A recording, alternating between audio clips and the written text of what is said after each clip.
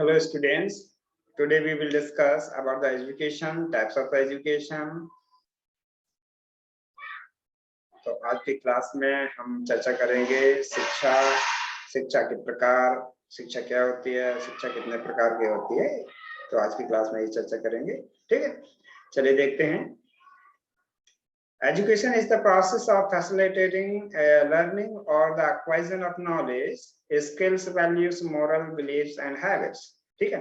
यदि बात करें शिक्षा की, तो शिक्षा किस प्रकार की प्रक्रिया है, तो शिक्षा एक ऐसी प्रक्रिया है जो लर्निंग को हमें प्रोवाइड कराती है, जिससे हमें ज्ञान की प्राप्ति होती है। इसके साथ जिससे हमें स्किल या हम कह सकते हैं कौशल प्राप्त होते हैं, ठीक है। और या फिर कह सकते हैं कि जिससे हमें वैल्यूज, मॉरल वैल्यूज प्राप्त होते हैं, ठीक है। तो इस सब को हम क्या कह सकते हैं, इस सब को कहते हैं हम एजुकेशन। तो education such type of process which gives us learning, moral values, knowledge, skills, belief and habits, ठीक है। यानी कि ये क्या करता है, हमारे बिलीफ जो हैं हमारे, तो उन बिलीफ्स में या विश्वास में बदलाव करती है, ठीक है। और जो हमारे हैबिट्स हैं, तो इन हैबिट्स में भी बदलाव करती है। इसके साथ ही हमारे अंदर कौशल डेवलप कराती है, मॉरल वैल्यूज आते हैं। तो ये आपके शिक्षा है, जिससे हमें ज्ञान की प्राप्ति होती है और हमें अधिगम की प्राप्ति होती है, ठीक। और आगे कह सकते हैं education contain place in formal, informal and informal. यदि शिक्षा की बात करें, शिक्षा के रूप कितने हैं, तो शिक्षा मुख्य रूप से फॉर्मल यानी औपचारिक, इनफॉर्मल यानी कि निरौपचारिक, और नॉन फॉर्मल फॉर्मल औपचारिक हो गया, इनफॉर्मल आपका अनौपचारिक हो गया, और नॉन फॉर्मल का मतलब निरौपचारिक हो गया। तो शिक्षा मुख्य रूप से तीन प्रकार से, तीन रूपों में मिलती है, फॉर्मल और इनफॉर्मल और नॉन फॉर्मल, ठीक है। Setting and any experience that has a formative effect on the way of things, feels and acts may be considered educational, ठीक है। तो हम देख सकते हैं कि शिक्षा के द्वारा हमें जो अनुभव प्राप्त होते हैं वो बहुत प्रभावी होते हैं। इससे हम अच्छी तरीके से सोच सकते हैं, अनुभव कर सकते हैं, और किसी भी कार्य को बहुत अच्छी तरीके से विचार पूर्वक कर सकते हैं, ठीक है। तो ये देखा हमने शिक्षा क्या है, शिक्षा कितने प्रकार की होती है, शिक्षा हमारे कार्यों में, विचारों में क्या बदलाव लाती है, ठीक है।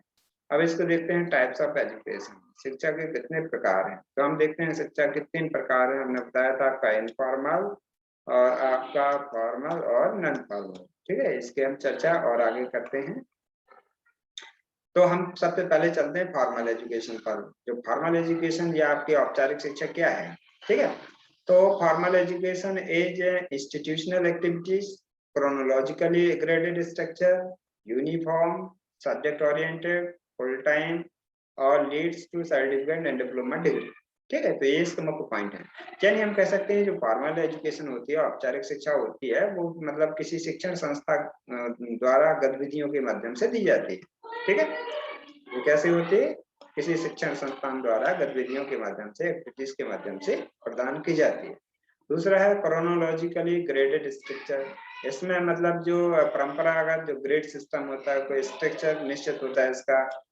इसके बाद कह सकते हैं यूनिफॉर्म, ठीक है। और जो फॉर्मल एजुकेशन होती है, औपचारिक शिक्षा, उसमें कोई ना कोई यूनिफॉर्म जरूर डिसाइड होती है।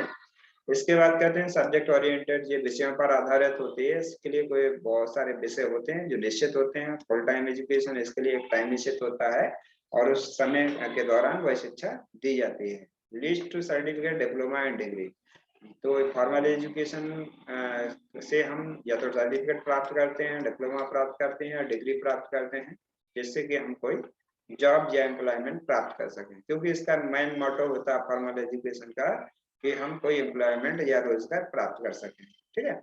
इसके बाद हम देखते हैं ये मतलब किसी निश्चित व्यक्ति द्वारा निश्चित स्थान पर भी दी जाती है, जैसे शैक्षणिक संस्थानों में दी जाती है, किसी निश्चित व्यक्ति या टीचर्स के द्वारा दी जाती है। तो ये है आपकी फॉर्मल एजुकेशन, जिसमें कि मतलब सभी जो रूल्स होते हैं वो बहुत मतलब फिक्स होते हैं, दृढ़ होते हैं, ठीक है। इसके बाद आगे चलते हैं हम। अगले हमारे पास इनफॉर्मल एजुकेशन यानी अनौपचारिक शिक्षा। अनौपचारिक शिक्षा है कि लाइफ कह सकते हैं कि लाइफ लॉन्ग प्रोसेस है, जीवन भर की प्रक्रिया है, कह सकते हैं दीर्घकालीन प्रक्रिया है, और सारे जीवन भर हम कुछ ना कुछ सीखते रहते हैं, ठीक है। तो ये आपके इनफॉर्मल एजुकेशन का फर्स्ट पॉइंट कि इसको मतलब इसके लिए कोई एज लिमिट नहीं है, किसी भी समय हम सीख सकते हैं इसको। Individual learns from daily experience, हमारे जो दैनिक अनुभव होते हैं उनके माध्यम से भी हम व्यक्तिगत रूप से सीखते हैं। Individual learns from exposure the environment at home at work place, ठीक है।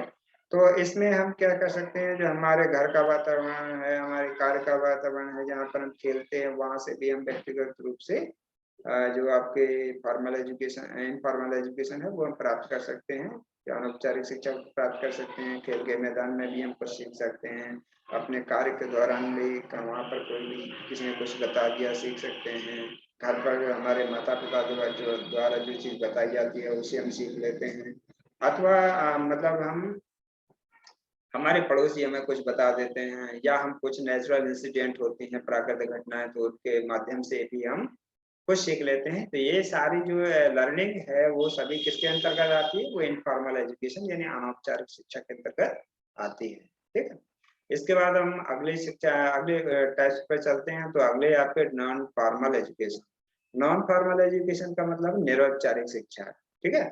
यानी ये कुछ बंधनों से मुक्त होती है और ये कुछ बंधनों से कह सकते हैं कह सकते हैं मुक्त होती है कुछ बंधनों से, और कुछ बंधनों से बंधी होती है। यानी कि ये ना तो फॉर्मल एजुकेशन की तरह दृढ़ होती है और ना ही मतलब जो इनफॉर्मल एजुकेशन की तरह मुक्त होती है, ठीक है।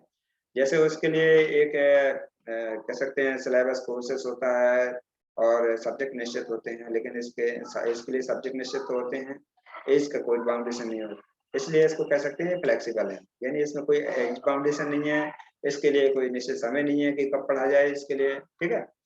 लेकिन एग्जाम और कोर्स निश्चित होता है, इसलिए ये मतलब कह सकते हैं फॉर्मल एजुकेशन के भी पॉइंट इसमें शामिल है, ठीक है।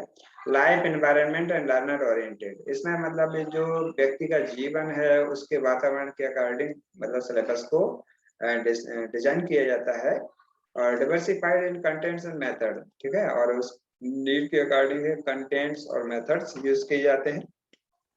बिल्ट ऑन लर्नर्स पार्टिसिपेशन, ये विद्यार्थियों के प्रतिभाग करने पर निर्भर करता है, ठीक है। इट मोबिलाइज लोकल रिसोर्सेज, इसमें स्थानीय जो रिसोर्सेज होते हैं उनके माध्यम से, जैसे मोबाइल के माध्यम से, टेलीविजन और मतलब टेलीविजन के माध्यम से भी शिक्षा प्राप्त करते हैं, ठीक है, और या कंप्यूटर के माध्यम से। तो ये मतलब नॉन फॉर्मल एजुकेशन प्राप्त की जा सकती है। इसके अलावा ये जो मेल के द्वारा जो कुछ सिलेबस दिया जाता है विद्यार्थियों को पढ़ने के लिए, वो उससे भी पढ़ सकते हैं।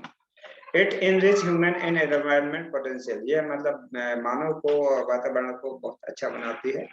एग्जाम्पल ओपन यूनिवर्सिटी में जो सारे कोर्सेज चलते हैं वो सब आपके नॉन फॉर्मल एजुकेशन के अंतर्गत आते हैं, ठीक है, यानी निरौपचारिक शिक्षा के अंतर्गत आते हैं, ठीक है। तो ये थी आपकी निरौपचारिक शिक्षा। अब हम इसको कंपेयर कर लेते हैं, तो कंपेयर करने से और क्लियर हो जाएगा कि आपके ये शिक्षा इन तीनों में अंतर क्या है, ठीक है। तो पहले देख लेते हैं एम्स, उद्देश्य, ठीक है। तो जो इनफॉर्मल एजुकेशन है तो उसका कोई एम्स नहीं होता, कोई ऑब्जेक्ट नहीं होता, कोई उद्देश्य नहीं होता है, ठीक है। ये सडन हमें प्राप्त होती है। इसके बाद दूसरा है फॉर्मल एजुकेशन, ठीक है।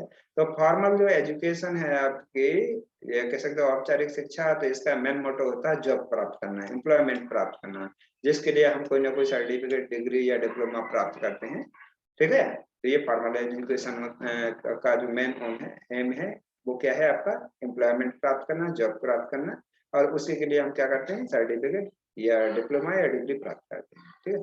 जबकि अगर नॉन फॉर्मल एजुकेशन की बात करें तो उसमें उसको प्राप्त करने का मेन मोटो है नॉलेज में इंक्रीजमेंट और स्किल में इंक्रीज, ठीक है, व्यक्ति के ज्ञान और कौशल में वृद्धि करना। अब प्लेस की बात करें कि स्थान की बात करें तो इनफॉर्मल एजुकेशन है वो उसके लिए कोई निश्चित प्लेस नहीं है, कहीं पर भी हमें सीख कुछ मिल जाती है। और जबकि हम फॉर्मल एजुकेशन की बात करें तो उसके लिए एजुकेशनल इंस्टीट्यूशन या शैक्षणिक संस्थाएं होती हैं जहां पर हम फॉर्मल एजुकेशन प्राप्त करते हैं, ठीक है। और जो नॉन फॉर्मल एजुकेशन है तो उसको हम घर पर भी कोई कोर्स लेकर के पढ़ सकते हैं, लाइब्रेरी भी जाकर पढ़ सकते हैं, किसी खुले स्थान पढ़ सकते हैं। तो इसके लिए कोई स्थान कह सकते हैं निश्चित नहीं है, ठीक।